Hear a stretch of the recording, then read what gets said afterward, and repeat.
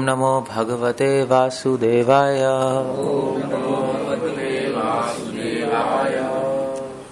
ओम नमो भगवते वासुदेवाय। ओम नमो भगवते वासुदेवाय।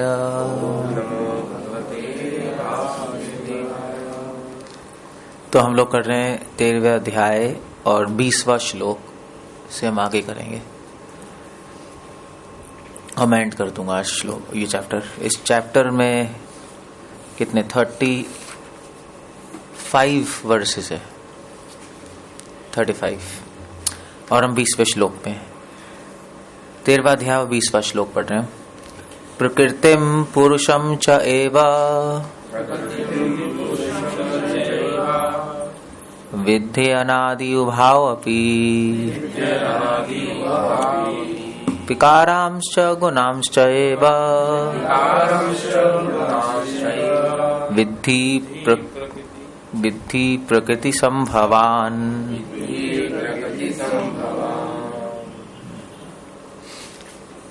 ओके, अनुवाद तात्पर्य। प्रकृति तथा जीवों को अनादि समझना चाहिए। उनके विकार तथा गुण प्रकृति जन्य है। हम 13वें अध्याय 20वें श्लोक पे मैदा में जो लेटा है 13.20। ओम अज्ञानातिमिरन्तस्य ज्ञानांजन शलाकया तस्मै श्रीगुरवे नमः। ओके, इससे पहले हम डिस्कस कर चुके हैं कि भगवान 13वें अध्याय में 6 टॉपिक्स डिस्कस कर रहे हैं। क्षेत्र, क्षेत्रज्ञ, ज्ञान, ज्ञानम, ज्ञेयम, प्रकृतिम और पुरुष। सो इन 2 दिनों में हमने पहले श्लोक से 20वें श्लोक में डिस्कस कर लिया कि क्षेत्र क्या है। क्षेत्र मतलब शरीर, इसके बुद्धि, अहंकार, मन। और क्षेत्रज्ञ क्या है? क्षेत्र को जानने वाला, जो कि आत्मा और परमात्मा दोनों है। और ज्ञान क्या है? ज्ञान इस क्षेत्र और क्षेत्रज्ञों को समझना है। आत्मा, परमात्मा, शरीर को समझना है, ज्ञान है। और ज्ञेय क्या है? किसको जानना है? जानना है रहस्य को। रहस्य क्या है? कि हम यहाँ पे फंसे हुए हैं, That's it। और हमें यहाँ से निकल के वापस भगवान के धाम जाना है। इस रहस्य को साइंस और एक्सपेरिमेंट से नहीं समझ सकते। ये तो गीता बताएगी तो ठीक है, अदरवाइज आपको कभी नहीं पता लग सकता कि यहाँ पर हम बंद हैं, फंसे हुए हैं। नहीं, मतलब लाइफ का गोल क्या है, लाइफ का पर्पस क्या है, ये तो कोई बताएगा, अपने आप नहीं ढूंढ सकते। ये साइंस के डायमेंशन से परे है। नहीं, ये नहीं बता सकती साइंस। एथिक्स, क्या करना है भाई, क्यों करना है, वो नहीं है साइंस के पास। कुछ भी करना है, बस इतना है, दैट्स ऑल। उसका इफेक्ट क्या है वो नहीं पता उसको।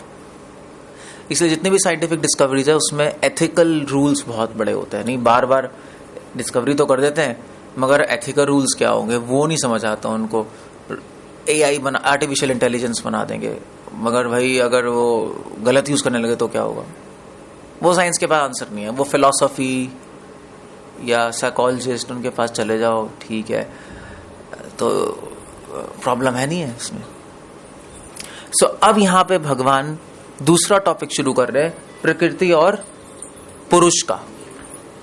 सो भगवान हम यहाँ पे प्रकृति और पुरुष के बारे में चर्चा कर रहे हैं इस श्लोक में से आगे तक। और ये भी बताएंगे कि कुछ लोग प्रयास करते हैं भगवान को जानने की, प्रकृति और पुरुष को समझने की, मगर समझ नहीं पाते।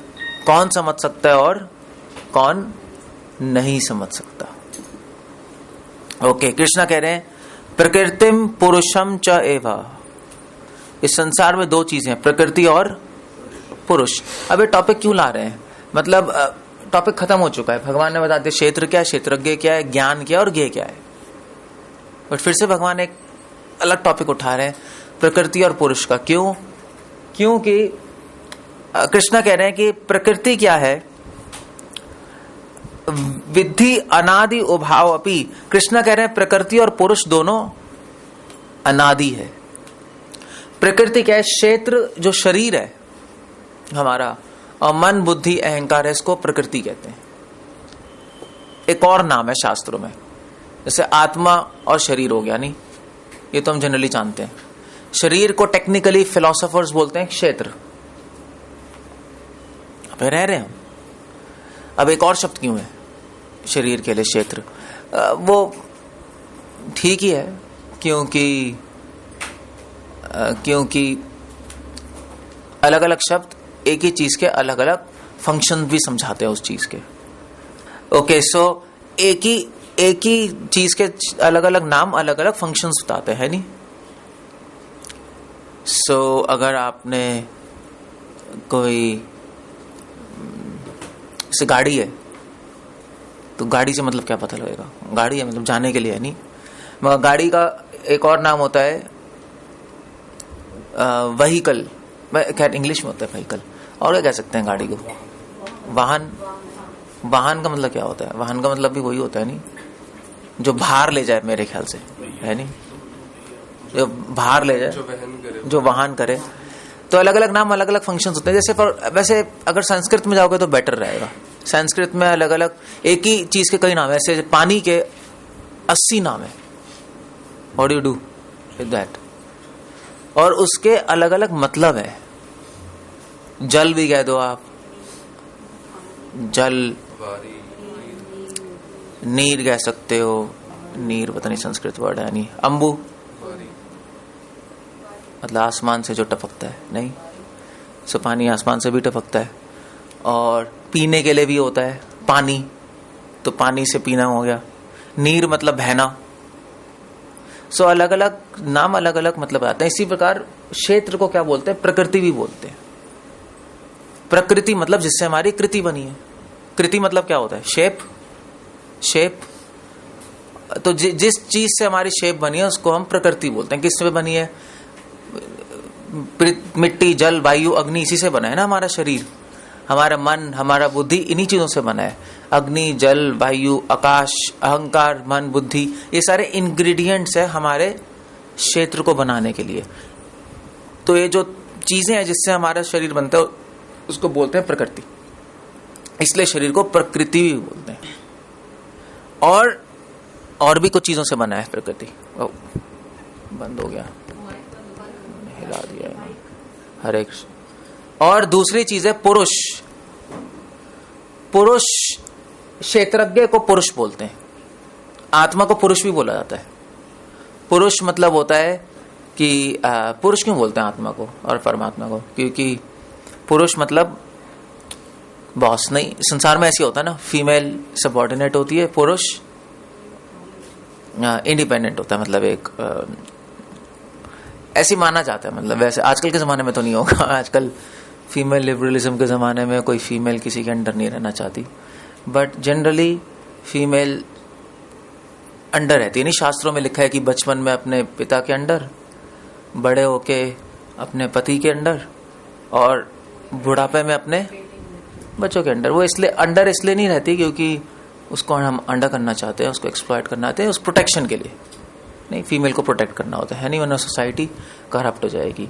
इसीलिए पुरुष आत्मा को कहते हैं क्योंकि पुरुष इस शरीर को कंट्रोल करता है।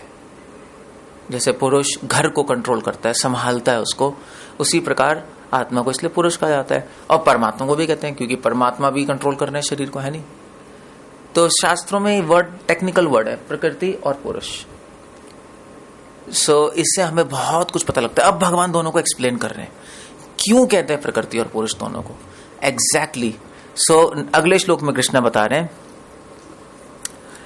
कार्य कारण कर्तृत्व, 13वें अध्याय का 21वां श्लोक, हेतु प्रकृति उच्यते। प्रकृति क्या है? भगवान की डेफिनेशन क्या है? भगवान की डेफिनेशन है कि प्रकृति किसका हेतु है? कार्य और कारण का। प्रकृति इसका हेतु है, कार्य कारण का। तो इसका मतलब क्या है? हेतु मतलब कॉज। तो मैंने बताया था इस संसार में सारी चीजें क्या है? कार्य और कारण, कॉज एंड इफेक्ट, यही है ना। इस संसार में कोई भी ऐसी चीज नहीं है जिसका कोई कारण नहीं है। अब ये बहुत अच्छी डेफिनेशन है वैसे, इससे पूरी डार्विन्स एवोल्यूशन थ्योरी खत्म हो गई एक लाइन से। वैधव्य का ध्यान से देखोगे कि डार्विन क्या कहता है? एवोल्यूशन क्या है? एवोल्यूशन क्या है? बाई चांस नहीं। बाई चांस कहते हैं ना एवोल्यूशन। आदमी बंदर से आदमी बना। बंदर कहां से बना? बहुत पहले बंदर किससे बना था? बंदर आया था, कहां से आया था बंदर? एप से। एप्स कहां से आए? फिर वो उनसे पहले फिर डायनासोर्स, मैमल्स थे, डायनासोर्स थे, फिर फिश, उससे पहले फिश थी। तो ऐसे धीरे धीरे धीरे करके एवोल्यूशन हुआ है नहीं? छोटे सेल से fish, dinosaurs, amphibians, mammals, apps, और फिर हम लोग। और कैसे हुआ है? By chance. सो भगवान कह रहे हैं संसार में कुछ भी बाई चांस नहीं होता। किसी का एक्सीडेंट हो गया बाई चांस? नहीं है। इस संसार में कोई बाई चांस नहीं है। हर चीज का कारण है, कार्य कारण। इसीलिए कृष्णा कह रहे इस संसार का नाम ही कार्य कारण है। संसार का नाम ही है कार्य कारण। इस संसार में अगर मान लीजिए आपको दुख पहुंच रहा है तो उसका भी कोई कारण है। सुख आ रहा है तो उसका भी कोई कारण है। आपने कुछ खराब किया, उसका भी कोई कारण है। कुछ ना कुछ कारण है। उस कारण और कार्य का हेतु कौन है? प्रकृति। मैंने क्या समझाया था? कारण क्या है हर चीज का? अल्टीमेटली हम सोचते हैं कारण वो आदमी है, उसने मुझे मार दिया, या उसने मुझे दुख बचाया। भी देखो कारण में मुझे लॉस हो गया। क्यों हो गया? कोई ना कोई कारण ढूंढते हो ना। हमारा ब्रेन प्रोग्राम है कुछ ना कुछ कॉज ढूंढने के लिए, है नहीं? कुछ आप सोचोगे ना मेरे लॉस क्यों हुआ भाई, कहाँ किसने बैंक में घोटाला किया, क्या हुआ है? कारण, मगर ये तो बहुत सारे कारण हो गए, मगर ध्यान से देखोगे तो कारण क्या है? इच्छाएं। हमारी इच्छाएं और दूसरों की इच्छाएं, है नहीं? यही कारण है। हमें प्रॉब्लम आई तो दूसरों की इच्छाएं। हमने प्रॉब्लम क्रिएट की तो हमारी इच्छा, हम उसके लिए कारण बने, वो हमारे लिए कारण बना है। और कार्य क्या है? जो इच्छाओं से हम करते। मैंने बताया था, हमने थप्पड़ मारा तो थप्पड़ मारना कार्य हो गया, और उसका कारण कौन है? इच्छाएं हमारी। तो ये संसार बस यही है, इच्छाएं और कारण और कार्य। हमारी इच्छाएं और काम हो रहा है, इच्छाएं और काम हो रहा है, इच्छाएं और काम हो रहा है, बस यही है। बुद्धिमान व्यक्ति संसार को इस तरह देखता है। बस प्रभुपाद एग्जाम्पल दे रहे हैं। अगर मान लीजिए अगर आपको कुत्ते का शरीर मिल गया तो क्या करोगे? अगले जन्म में कुत्ते बन गए तो क्या करोगे? बन सकते नहीं बन सकते? कोई बड़ी बात नहीं है, मोस्टली बन ही जाएंगे। जो कुत्ते का जीवन जीते हैं वो कुत्ते बनेंगे, और क्या है। अब ये सोसाइटी तो कुत्ते का ही जीवन है ना। सोसाइटी तो यही चल रही है। लेट सोते हैं कुत्ते, लेट सोते हैं, नहीं सोते हैं। और सुबह पूरी रात जागते हैं और सुबह सोते हैं। फिर हम उठते हैं जब मंगल आरती के टाइम, तो कुत्ते अब देखना मंगल आरती के टाइम सोए पड़े मिलेंगे। 100% 4, 4:30, 5 बजे सो जाते हैं, वो सो जाएंगे। फिर पूरे टाइम घूमते रहेंगे आवारा। ऐसे इंसान है, घूमते रहते हैं आवारा, नहीं कुछ काम नहीं है, और भौंकते रहेंगे, है नहीं? जिसको भी देखेंगे भौंकेंगे, नहीं भौंकते हैं? ऐसे हम भी जिसको देखते हैं उस पर गुस्सा कर देते हैं, भौंक देते हैं। भौंकते ही है ना, अकारण भौंकते हैं। वो कोई रीजन नहीं है भौंकेगा वो। तो हम भी ऐसे कोई रीजन नहीं है, भौंकते रहेंगे, चिल्लाते रहेंगे, बिना सोचे समझे बोलते रहेंगे लोगों से। कुत्ते का जीवन तो है। अगले जी ने कुत्ते बन जाएंगे। वो बात कह रहे हैं, कुत्ते बन गए आप, से आपका कार्य क्या होगा? भौंकना। उसको रोक सकते हो? नहीं रोक सकते। और कारण क्या है उसका, कुत्ते बनने का? हमारी अपनी इच्छाएं। हम कुत्ते का जीवन जीना चाहते थे तो हम कुत्ते बन गए, दैट्स ऑल, फिनिश। उसमें कोई ब्लेम नहीं है, ब्लेम हम पे ही आ रहा है, बस, दैट्स ऑल। इसलिए कृष्ण कह रहे हैं कार्य कारण है हर चीज का। और मगर इसके बाद पुरुष सुख दुखानां भोक्तृत्व हेतु उच्यते। पुरुष मतलब क्या है? आत्मा। जो आत्मा को सुख और दुख मिलता है, भोक्तृत्व हेतु उच्यते।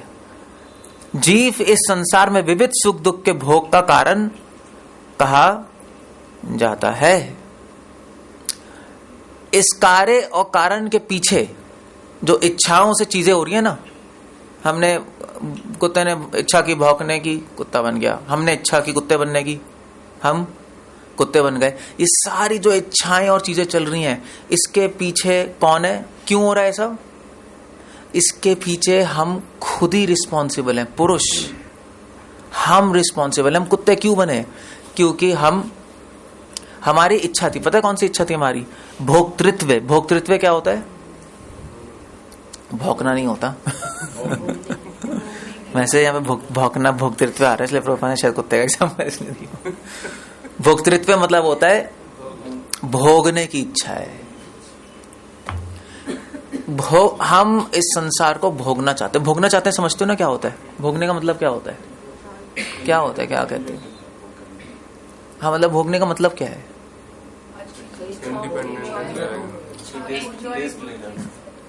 हाँ, इच्छा पूर्ति तो पहले इच्छा पूर्ति तो नहीं है, इच्छा पूर्ति ठीक है। हाँ, भोगना मतलब होता है कि भगवान को छोड़ के सुख की इच्छा करना, वो भोगना है, समझे? भक्ति क्या है? भगवान के साथ सुख लेना।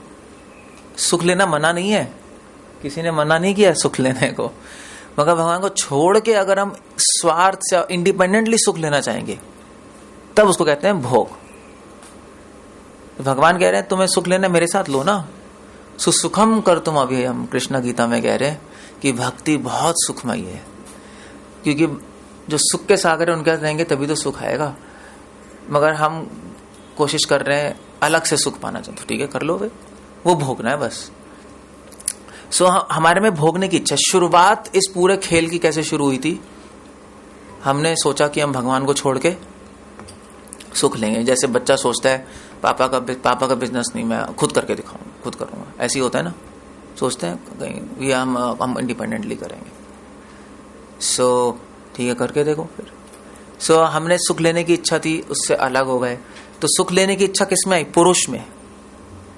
तभी हम आत्मा को पुरुष कहते हैं। पुरुष मतलब पौरुष्य। पौरुष्य समझते हो? पौरुष्य मतलब होता है अपनी शक्ति, अपना बल। बल नहीं, पौरुष्य बल होता है, नहीं होता है। तो आत्मा ने सोचा चलो मैं अपने बल से अपने आप को हैप्पी बना लूंगा, अपने प्लान्स। पुरुष एक्चुअली वर्ड इसलिए भी क्योंकि प्लान्स बनाते रहते हैं हम, नहीं। पौरुष मतलब बल, बल मतलब प्लान्स। हम अपने प्लान्स बनाते रहेंगे, हम कैसे खुश हो सकते हैं, इस तरह खुश हो जाएंगे, पैसे कमा लेंगे तो खुश हो जाएंगे, वाइफ हो जाएगी तो खुश हो जाएंगे, बच्चे हो जाएंगे तो खुश हो जाएंगे, एजुकेशन हो जाएगी तो खुश हो जाएंगे। प्लान्स बना बना के हम अपने आप को चौपट कर लेते हैं। वो प्लान्स बनाने की जो इच्छा है उसको हम क्या बोलते हैं? भोगना। उसको भोगना बोलते हैं। वहां से खेल शुरू हुआ, वो हमारा पौरुष्य था। और उसकी वजह से सुख दुखा नाम, उसकी ऐसे हमें कभी सुख मिल रहा है, कभी दुख मिल रहा है। एक्चुअली प्रभुपाद इस पॉपट में लिख रहे हैं, इसमें एक सीक्रेट है सुख दुख में। सुख दुख भगवान के बोल रहे हैं कि अलग अलग शरीर मिलते हैं उसको। किसी शरीर में बहुत सुख होता है, देवताओं का शरीर सुखी सुख है, और किसी शरीर में बहुत ही दुख है, जैसे जानवर गली के दुखी दुख है, या नरक में चले गए, नहीं। तो अब किसी शरीर में सुख दुख दोनों है, जैसे मनुष्य शरीर कभी सुख है कभी दुख है। तो हम उस भोगने की इच्छा की वजह से हमें शरीर मिलता है, और अलग अलग शरीर मिलते रहते हैं, एक के बाद एक के बाद एक के बाद एक के बाद एक। तो उस सुख दुख का कारण कौन हुआ? हम हो गए, नहीं, भगवान नहीं है। ये एक रहस्य है इस श्लोक के अंदर। और फिर वो शरीर किसने दिया? पहली लाइन में प्रकृति। प्रकृति ने शरीर दिया, नहीं दिया? प्रकृति ने शरीर बनाया, बन गया शरीर। तो हमने भोगने की इच्छा की, हम संसार में आ गए, हमें शरीर मिल गया। वो शरीर किसने दिया? प्रकृति। और जब शरीर मिल गया हमें, तो शरीर मिला तो हमने आंख खोली, हम संसार में, सामने सारी चीजें नहीं। जब इतनी सारी चीजें आ गई तो फिर बच्चे नहीं होते, ये क्या है, ये क्या है, ये क्या है, ये क्या, ऐसे होता नहीं। तो फिर हम संसार के एक्सपेरिमेंट करने लगे। फिर उस भोगने की इच्छा से हमारी करोड़ों और इच्छा आ गई। अब ये क्या है, ये क्या है, ये क्या क्या, और उन इच्छाओं के से क्या हो रहा है? कार्य हो रहे हैं, नहीं। फिर कार्य करते हैं हम। इच्छा आ गई साइंटिस्ट बनने की, फिर बॉम्ब बना दिया, डॉक्टर बनने की कुछ कर दिया, इंजीनियर बनने की बिल्डिंग बना दी, तो उसको हम बोलेंगे कार्य और कारण। तो खेल कहां से शुरू हुआ? खेल शुरू हुआ भोगने की इच्छा से। और किसने शुरू किया? पुरुष। हमने शुरू किया नहीं, इसलिए यहाँ पे पड़े हम। भगवान ने कुछ नहीं किया है। ये बात है। इस संसार में विक्टिम शब्द होता ही नहीं। विक्टिम समझते हो नहीं समझते हो? विक्टिम क्या कहते हैं उसको? बेचारा। हम बेचारा, बेचारा शब्द नहीं होता, होता ही नहीं। वो बेवकूफों की डिक्शनरी में है। हम बेचारे नहीं है। इस सब जो कांड किया हमने, हम ही उसके रिस्पॉन्सिबल है। कोई बेचारा नहीं है। जैसे फॉर एग्जाम्पल वो नहीं होता आजकल, जैसे दिल्ली में तो बहुत सारे रेप्स भी हो रहे हैं। रेप कैपिटल बन गया दिल्ली वैसे बाय द वे। बाहर से लोगों को बॉर्डर लगता है दिल्ली में आने में। अमेरिका में कोई दिल्ली नहीं आना चाहता, हम नहीं आए। मतलब वैसे तो कुछ नहीं है। बट द पॉइंट इज कि अब किसी का रेप हो गया, किसी की चोरी हो गई, तो हम कहेंगे बेचारा नहीं, ये बेचारी क्या हो गया उसके साथ। नहीं, फिर एनजीओज बनते हैं कंसोल करने के लिए। देखो तुम्हारी कोई गलती नहीं थी, देखो लोग कितने गंदे हैं, उसको समझाते नहीं, तो उसको एक विक्टिम बना देते हैं। मगर एक्चुअली बेचारा बेचारी नहीं है, वो अपने इस दुख के लिए खुद ही रिस्पॉन्सिबल है। सबसे पहली बात है कि उसने स्त्री का शरीर ही क्यों लिया? ये तो प्रॉब्लम है। नहीं, वो क्यों लिया? अब वो कहेगी मेरे को क्या पता था, मेरे को मिल गया। नहीं, ये नहीं है मेरे को मिल गया, बाई चांस कुछ नहीं होता। तुम्हारी इच्छा थी पिछले जन्म में लेने की, तुमने इसलिए लिया शरीर, स्त्री का शरीर। तुम स्त्री से आ सकते, और मरते समय तुमने किसके बारे में सोचा? और तुम्हें स्त्री का शरीर मिल गया। तुम्हें स्त्री चाहिए थी ना, तुम्हें चाहिए थी ना पिछले जन्म में, तो लो तुम स्त्री क्या लोगे? तुम स्त्री के अंदर ही बैठ जाओ ना शरीर में, ज्यादा अच्छा है। ये प्रकृति करती है। तुम्हें स्त्री चाहिए, स्त्री बन के देख लो, दैट्स ऑल। फिर क्या होगा? बन लो तुम, और फिर खुद रिस्पॉन्सिबल है। फिर वो ऑफ कोर्स से फिर वो रात को घूम क्यों रही है अकेले? तो गलत काम होगा ही नहीं। सो खुद ही कोई विक्टिम नहीं है किसी चीज का। इसलिए कभी भी हम अपने आप को बहुत कोशिश करते हैं बेचारा बनाने की, है नहीं? जब भी कुछ जब कोई कुछ गड़बड़ होती है हमारा, हम कहते हैं हमारी गलती है, हम तो बेचारे, हम क्या कर सकते हैं यार, पता नहीं क्यों दुनिया हमारा ऐसा कर रही है। कहते हैं, बट ये बेवकूफ कहते हैं, बेवकूफ। और जो थोड़े स्कॉलरली लोग होते हैं वो बेचारा वर्ड नहीं यूज करते, वो यूज करते हैं कर्म। हमारा भाग्य खराब था, देखो ऐसा हो गया। आपके ज्योतिष वाले, जो ज्योतिष लोग होते हैं वो थोड़े इंटेलिजेंट मूर्ख होते हैं। वो कहते हैं ग्रहों से हो गया,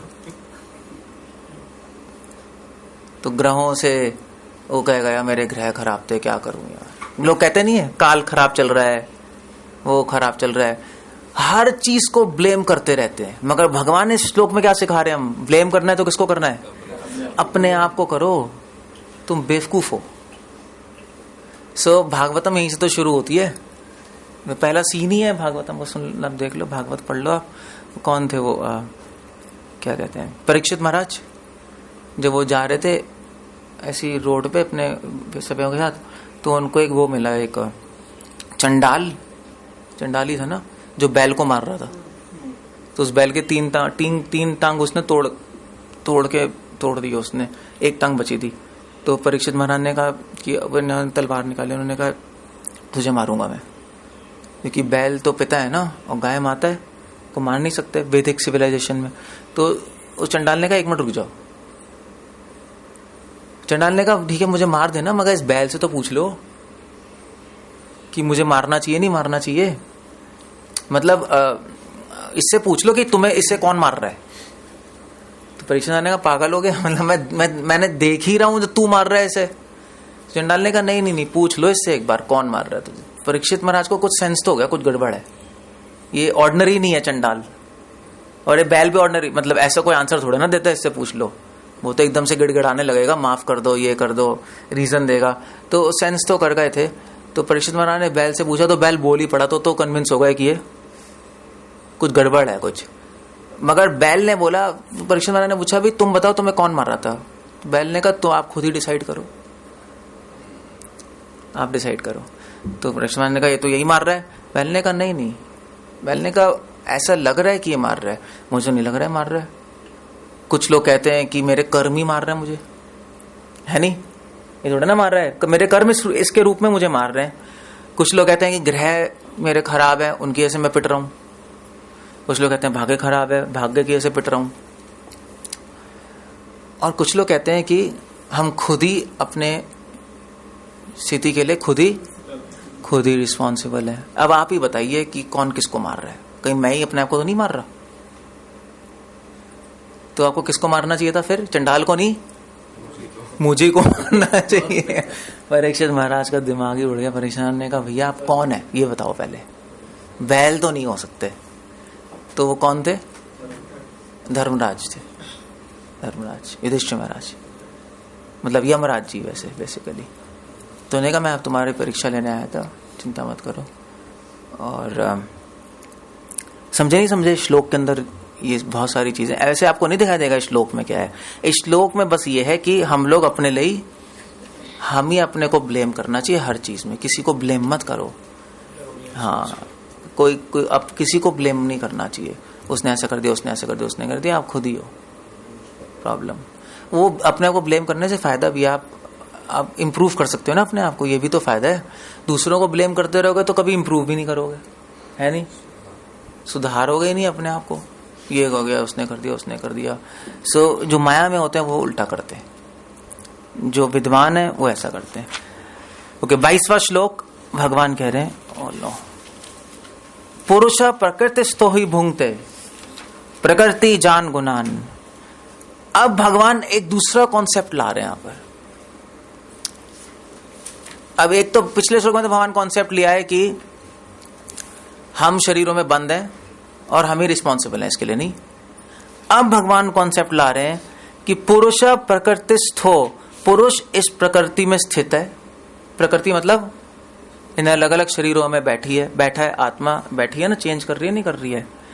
22nd वर्स, भुंगते प्रकृति जान गुणान, और इस शरीर में रहकर वो क्या खा रही है? भुंगते मतलब खाती है क्या? प्रकृति जान गुणान, प्रकृति के 3 गुणों को खाता रहता है पुरुष।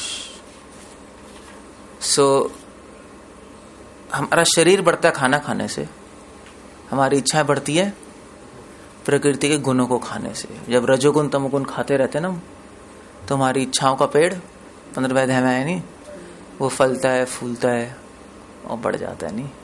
जब रजोगुण बढ़ता है तो हमारी इच्छाएं बढ़ जाती हैं, मुझे ये चाहिए, मुझे सेलफोन चाहिए, मुझे टीवी चाहिए, मुझे ये चाहिए, वो चाहिए। जब तमोगुण बढ़ता है तो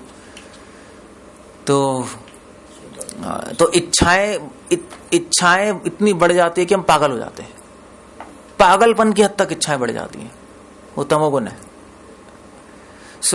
ये सब गुणों की ऐसे हमारी इच्छाएं बढ़ती रहती हैं। कारणम गुणो संगोस्य सद असद योनि जन्मसु। इस सद और असद योनि में, अलग अलग योनियों में जन्म लेने का कारण कौन है? ये 3 गुण है। प्रभुपाद पॉपट में लिख रहे हैं, भगवान कह रहे हैं इन अलग अलग योनियों में हम क्यों जा रहे हैं? अपनी इच्छाओं की वजह से। मगर यहां पे भगवान कॉन्सेप्ट ला रहे हैं पुनर्जन्म का, ट्रांसमाइग्रेशन का। ये अलग अलग योनि में जो जा रहे हैं, ये हमें कौन दे रहा है, कौन ले जा रहा है? 3 गुण। कौन डिसाइड करता है कि हमें अलग योनि कौन सी मिलेगी? हमारी इच्छा, हमारा लाइफस्टाइल, यही है ना। मगर अलग योनि मिल कैसे रही है? 3 गुण, प्रकृति के 3 गुण हमें अलग अलग शरीर बना के दे देते हैं। गुणों के साथ संग करके हमारी इच्छाएं बढ़ती रहती हैं, वो इच्छाएं एक तरह की बन जाती है और हमें दूसरा शरीर मिल जाता है। बस ये है। अगर आप तमोगुण में रहोगे, पूरे दिन सोते रहोगे, तो अगले जन्म में क्या बन जाओगे? आप क्या बन सकते हो? पेड़ भी बन सकते हो, अजगर सोता है, बियर पोलर बियर है, 6 महीने सोता है, वो बन सकते हो आप। सोते रहो। अगर आप रजोगुण में आधा संग करोगे, गुणों संगों से, अगर रजोगुण से आधा संग करोगे, तो आपकी इच्छाएं कैसी बन जाएंगी? आपकी इच्छाएं बन जाएंगी पैसे कमाने की, कुछ काम करने की, डॉक्टर बनने की, इंजीनियर बनने की, पायलट बनने की। पायलट, ये अपने इंडियंस पायलट नहीं थे लोग? कौन थे? है कौन था? क्या नाम था इंडियन पायलट? कौन थे? कल्पना चल रहे, हम उड़ेंगे, हम ये करेंगे, हम वो करेंगे, तो क्या बनोगे अगले जन्म में? ठीक है, आप मनुष्य बन जाओ, आपको करना है ना कुछ मनुष्य। अगर आप सतोगुण से ज्यादा संग करोगे तो क्या बन जाओगे? देवता लोग, इस तरह से ऊपर के लोग बन जाओगे। तो इस संसार में अलग अलग योनियां जो हमें मिल रही हैं, उसके दो कारण हो गए, एक हम हो गए और एक 3 गुण हो गए। इन 3 गुणों के संग से अलग अलग इच्छाएं आती हैं और हमें अलग अलग शरीर मिल जाते हैं। और कॉमन सेंस है एक्चुअली, कोई बड़ी बात नहीं है। जैसा संग वैसा, बस वही है, रंग जैसा संग वैसा रंग। ऐसी है ना, अगर आप गंदे फ्रेंड्स होंगे तो आप गंदे बन जाओगे, अच्छे फ्रेंड्स होंगे तो अच्छे बन जाओगे। ऐसी 3 गुणों क्या, किसी भी गुण का संग करोगे आप वैसे ही बन जाओगे और आपको वो शरीर मिल जाएगा बस। तो इसमें ब्लेम किसको करें? गुणों को करें या अपने आप को करें? रजोगुण तमोगुण सतोगुण करें या अपने आप को करेंगे? अपने आप को करें। हम गंदे फ्रेंड से संग कर रहे हैं तो हम गंदे बन गए, तो गंदे फ्रेंड्स की थोड़ी ना गलती है, गलती तो हमारी है। हाँ, उनके संग से बने वो बात अलग है। सो हर चीज तो अलग अलग योनियों में हम जा रहे हैं, शरीर ले रहे हैं मरने के बाद, उसमें हमारा मेन रोल है। हेल्प कौन करता है उसमें? आगे अलग अलग जन्म में जाने के लिए 3 गुण, प्रकृति के 3 गुण हमें प्रेरित करते रहते हैं, ये कर लो, ये कर लो, ये कर लो। जैसे फॉर एग्जांपल सपोज मान लीजिए आप किसी महल में चले गए, बहुत हाई फाई, ये महल छोड़ो, सपोज आप अमेरिका में साइंटिस्ट के पास चले गए और वहां पे साइंटिस्ट क्या रहने लगे, तो धीरे धीरे क्या होगा, आपको भी इच्छा आ जाएगी कि मैं भी करूंगा। नहीं हुआ मूर्ख, सपोज अनपढ़ हो, चले गए साइंटिस्ट के पास, उस वहीं पे रह रहे हो साइंटिफिक कम्युनिटी में। अब वैसे साइंटिस्ट के यहाँ जो होते होंगे काम करने वाले, उनके यहाँ भी काम करने वाले नहीं होते होंगे साइंटिस्ट के यहाँ। आई थिंक उनके मन में भी आता होगा, यार वो साइंटिस्ट तो वो क्या होगा, रॉकेट बनाने वाला, क्या क्या कहते हैं उसको, रॉकेट बनाने वाले कहते हैं, भूल गया, एरोनॉटिक्स। तो वो सपोज एरोनॉटिक्स में है, वो रॉकेट बना रहा है, ये कर रहा है, उसकी इच्छा है मैं ऐसा रॉकेट बनाऊंगा, फिर रॉकेट में जाऊंगा।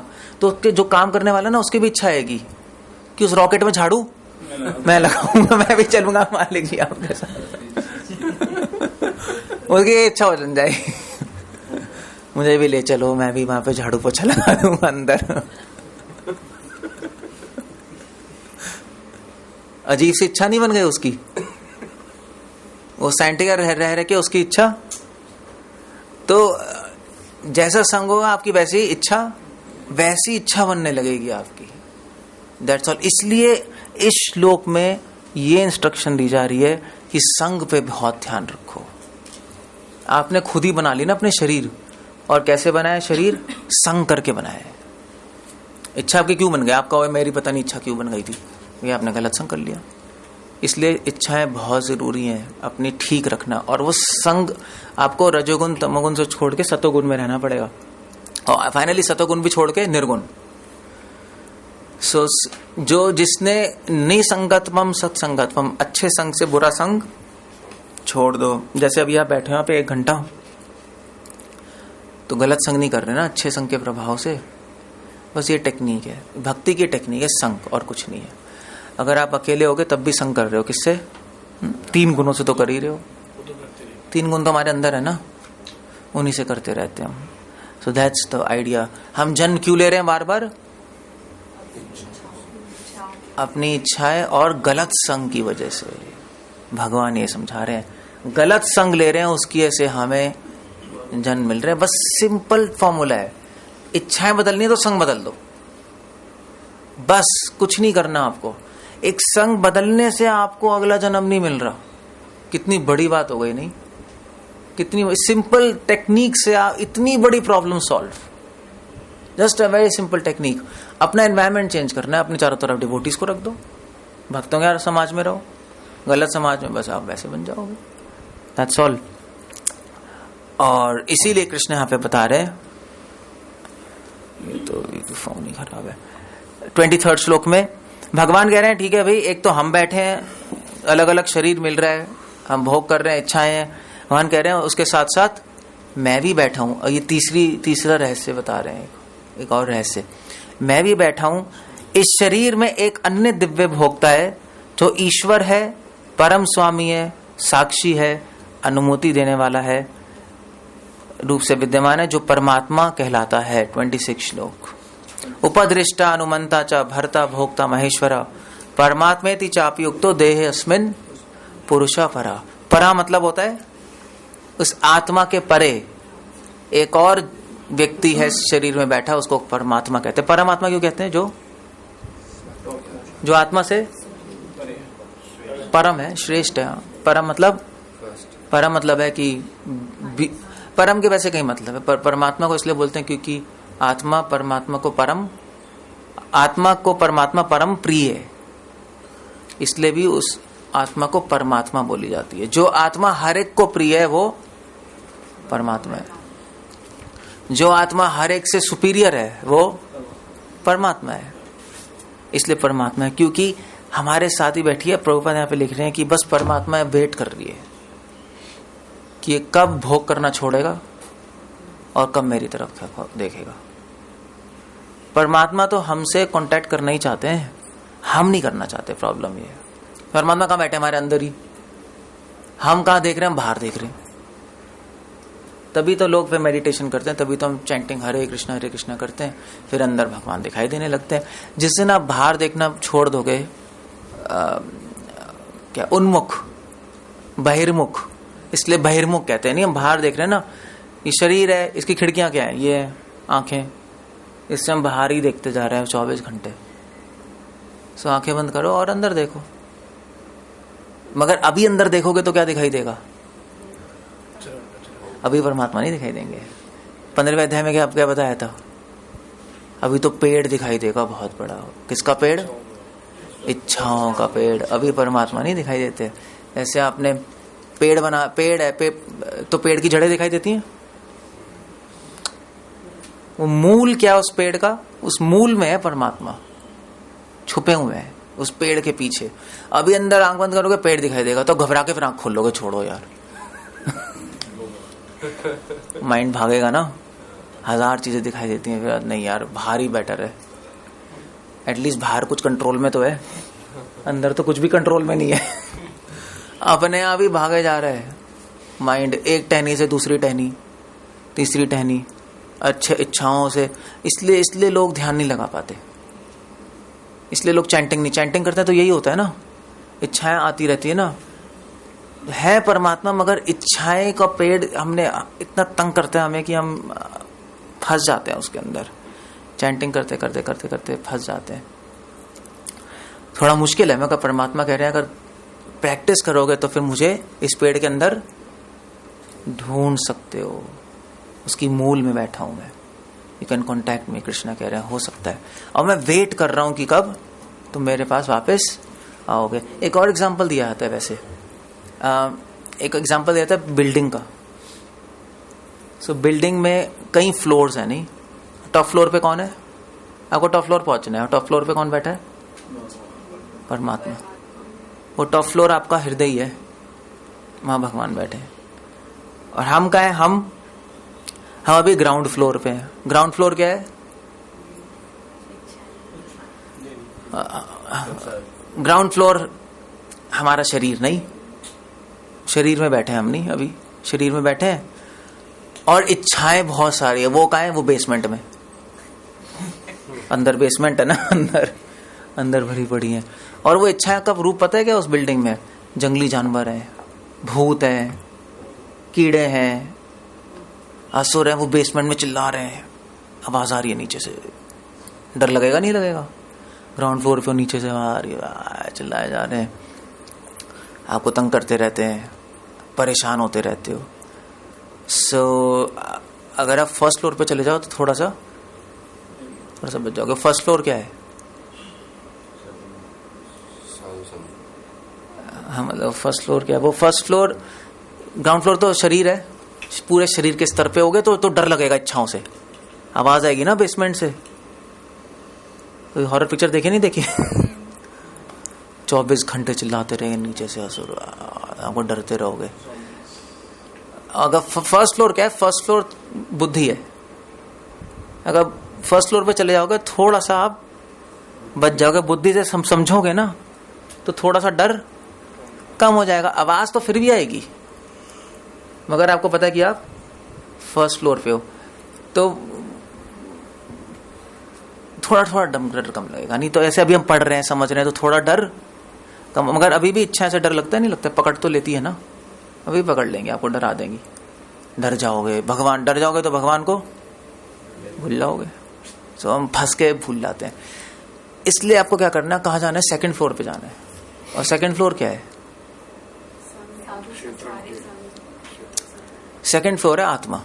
आत्मा का स्तर नहीं, आत्मा के स्तर पे चले जाओ, वहां पे आवाज नहीं आती। फिर बेसमेंट की नीचे चिल्ला रहे ना, वहां पे आवाज नहीं आती। वहां पे आप आराम से बैठे, है तो बिल्डिंग वही, मगर आवाज नहीं पहुंचेगी। इसलिए डर नहीं लगेगा। डर नहीं लगेगा तो भगवान को नहीं भूलोगे। इसलिए कृष्णा कह रहे हैं कि आत्मा के स्तर पे आओ। शरीर के स्तर पे, बुद्धि के स्तर पे रहोगे तो नहीं कर पाओगे। अगर आप बुद्धि के स्तर पे ही अगर आप गीता समझोगे, उसको अनुभव नहीं करोगे, आत्मा के स्तर पे प्रैक्टिस नहीं करोगे, तो भी डर लगेगा, नहीं कर सकते आप। सो आत्मा का स्तर आ गया थर्ड फ्लोर। और फोर्थ फ्लोर क्या है? अब प्रॉब्लम पता है क्या? आत्मा के थर्ड फ्लोर पे आवाज तो नहीं आ रही, अब सेफ तो हो सब कुछ, मगर प्रॉब्लम ये कि अब अकेले हो, बोर हो गए। डर नहीं लगा, बोर तो हो गए ना, अकेले बैठे हो, फिर बोर हो गए तो क्या करोगे आप? देख क्यों नहीं चेक करने जाओगे, यार पता नहीं उनका क्या हो गया, मरे हैं नहीं मरे हैं, आवाज ही नहीं आ रही। मर गए तो अच्छा ही है, मेरा मैं फर्स्ट फ्लोर सेकंड फ्लोर भी यूज कर लूंगा। मतलब वेस्ट क्यों जाए फर्स्ट फ्लोर सेकंड फ्लोर। तो नीचे जाएगा और फिर से फंस जाएगा। तो ये होता है जो आत्मा के स्तर पे होते हैं ना, ज्ञानी योगी बड़ी मुश्किल से आत्मा के स्तर पे पहुंचते हैं, फिर सोचते चेक तो करके आऊं, फिर नीचे जाते हैं और फिर से फंस जाते हैं। फिर यहाँ पे आके स्कूल खोल देंगे, ये मिशन हॉस्पिटल, ये मिशन स्कूल, ये मिशन वो, बस उसी के अंदर दान पुण्य में फंस जाएंगे। इसलिए बेस्ट है आप थर्ड फ्लोर से कहाँ चले जाओ, फोर्थ फ्लोर पे जाना है। फोर्थ फ्लोर पे भगवान और भगवान के भक्त हैं, तो बोर भी नहीं होगे, डर भी नहीं है, सही है। और मजे की बात है कि वो सब एक ही बिल्डिंग में है, अलग बिल्डिंग में नहीं गए, ये अंदर ही है, मगर आप सेफ हो। So that's one example given, the interior castle. Interior castle. So इसलिए भगवान श्लोक बोल रहे हैं। इसका जाके तात्पर्य पढ़ना प्रभुपाद सब कुछ एक्सप्लेन कर रहे हैं। ऐसे पढ़ने से कुछ समझ नहीं आएगा क्या चल रहा है इसके अंदर, you will not be able to understand what's going on. इसलिए कृष्ण यहाँ पे कह रहे हैं 24वें श्लोक में, जो व्यक्ति प्रकृति, जीव और प्रकृति के गुणों की अंत्यक्रिया से संबंधित इस विचारधारा को समझ लेता है, उसे मुक्ति की प्राप्ति सुनिश्चित है। यह एवं वेत्ति पुरुषम, प्रभुपाद लिख रहे हैं। तो इस शब्द का मतलब क्या? व्यक्ति का 24वें श्लोक में जानता है, तो ये सबको जानता मतलब समझता है, अनुभव करता है। जो अभी एक्सप्लेन किया है, जो ये बिल्डिंग है, पेड़ है, इच्छाएं हैं, पुनर्जन्म है, प्रकृति है, कार्य कारण, पुरुष है, दुख सुख, इच्छाएं, किसको ब्लेम हो रहा है, सारा चीजें जो समझ लेता है अच्छी तरह।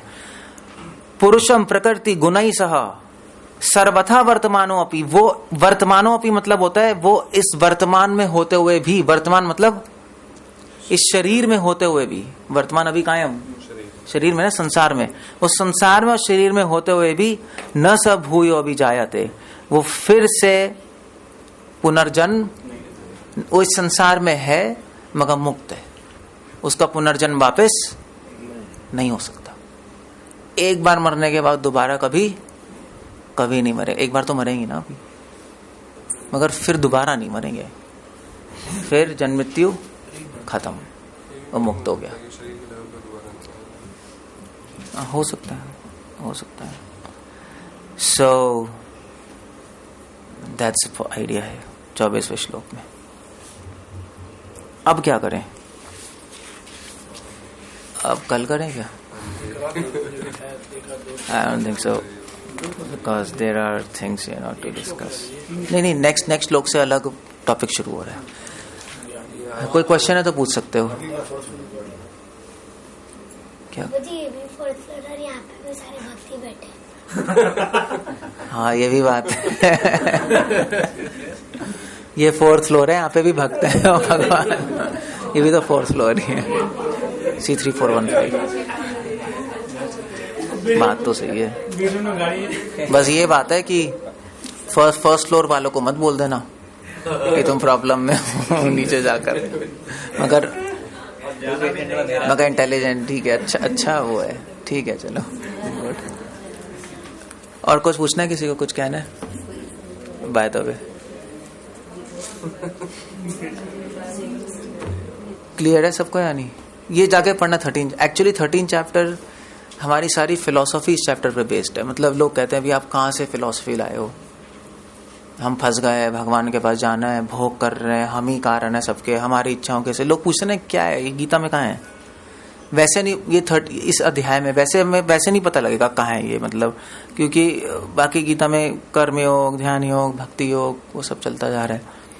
इसलिए इस अध्याय का नाम है प्रकृति, पुरुष और चेतना।